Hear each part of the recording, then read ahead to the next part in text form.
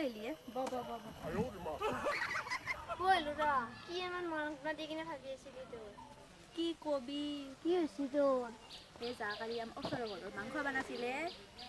তাকে ভাবছিলোঁ আল্লাহ জাত গেলো খাৰ কথাই নকলা কিবা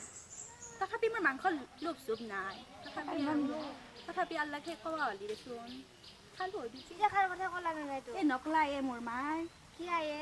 তাকেতো নেক্সট টাইম গেলো বোলো ভাবলোঁ খাৰ কথা দেখোন কয়ে মোৰ এনেও মাংস লোভ চোভ নাই তথাপি আৰু ক'লা খাব মন যায় মাংসৰ আমাৰ লোভ নাই সিমান তথাপি আৰু এক পিচ দিয়া হ'লে খালোঁ হয় এইবাৰো নেদলা কি হ'ব তাতে কথাটো শেষ হোৱা নাই কি হৈছে নেক্সট টাইম আৰু আল্লাহ গেলো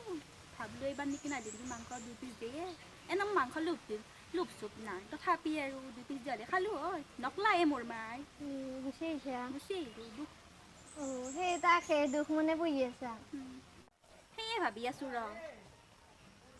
হয় নেকি মই তাকে ভাবিছোঁ তোৰ যে লোভ নাই লাষ্টত আৰু একবাৰ গেলোঁ ভাবলোঁ দিবই নেকি সেইবাৰো নেদলায়ে এনেও মোৰ মাংস লোভ চোভ নাই হ'লেও গেলোঁ আৰু আল্লাহ ৰাইজৰ মানুহ